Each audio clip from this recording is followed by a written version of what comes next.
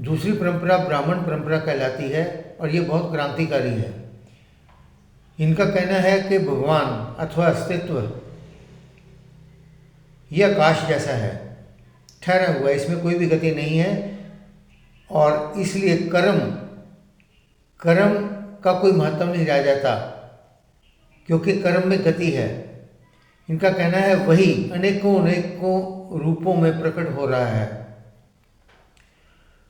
और उसको आँख खोलते ही पकड़ा जा सकता है, लेकिन जाना नहीं जा सकता क्योंकि हम जानने की कोशिश करेंगे बुद्धि से और बुद्धि चेतना का हिस्सा रहती है।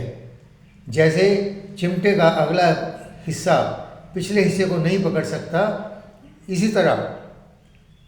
इसी तरह बुद्धि जो है वो चेतना को नहीं पकड़ सकती।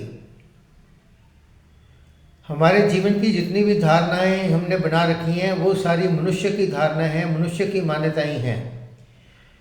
इसको जानने का मतलब है कि इसको सीमा में बांध देना, जो नहीं हो सकता।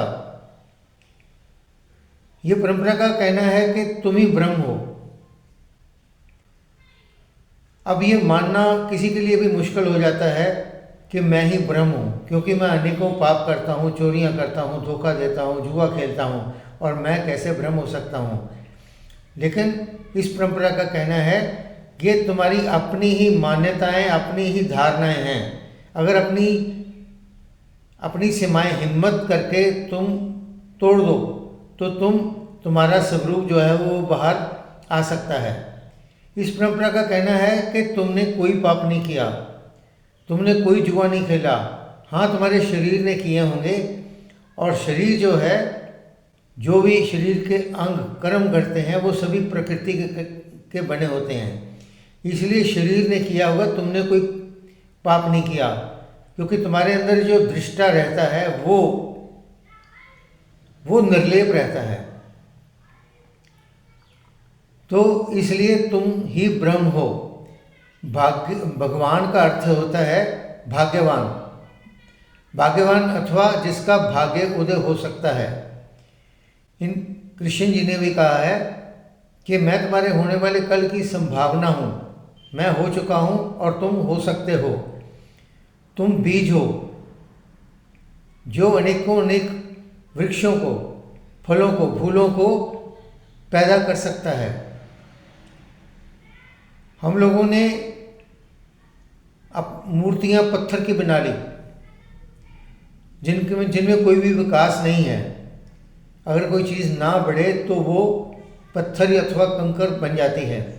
पुराने ज़माने के लोग झाड़ों को, वृक्षों को पूजा करते थे जिनमें विकास होता था, लेकिन पत्थर में कोई विकास नहीं है।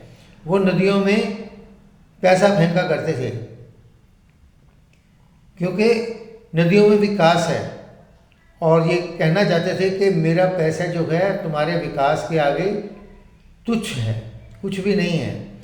भगवान का दूसरा अर्थ होता है ऐश्वर्य। ईश्वर का मतलब रहता है ऐश्वर्य।